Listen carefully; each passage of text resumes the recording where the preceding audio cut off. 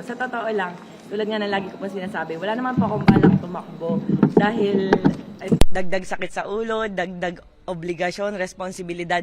Pero kasi may nag-push po sa akin na tumakbo ka kasi kailangan ka ng tao, kasi kailangan nila ng tunay na pagbabago. So ako po bilang dati nang tumutulong, sabi ko nga po 10 years old pa lang po ako, tumutulong na po ako sa tao, hindi lang po sa tao, pati sa mga aso't pusa na napupulot ko po sa lansangan, inaampon ko. So hindi lang po ngayon ako tumutulong na kagaya po ng iba na dahil may kailangan, dahil eleksyon, tumutulong sa mga tao. Tapos pagkatapos, wala na, hindi na ulit magpaparamdam. So, hindi po ako ganun, matagal na po. So, ngayon po, dahil pinupush po nila ako na tumakbo ka kasi kailangan ka ng tao. Kaya sabi ko, siguro nga mas marami akong matutulungan kapag nakaposisyon na po ako. Pwede ba namin malaman kung sino itong nag-push o nag-udyok sa'yo?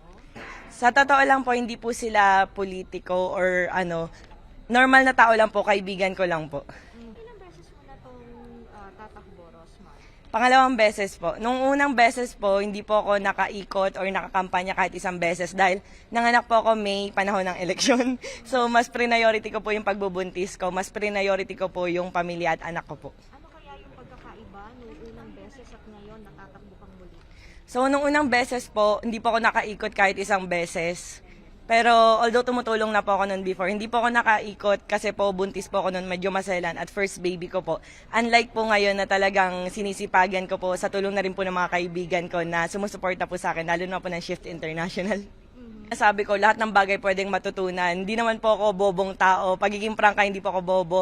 Nakagraduate po ako sa Far Eastern University, batch 2015. And section 1 po ako doon, pilot section po talaga ako. Sa social media po, minsan po kolokoy ako, nang aasar, patola, ganun po yung content ko. Pero tulad nga po ng sinasabi ko, hindi lahat ng bida sa pelikula mababait at hindi po lahat ng kontrabida masasamang tao in real life. So yung Rosmar po sa social media at Rosmar po sa totoong buhay ay magkaiba po.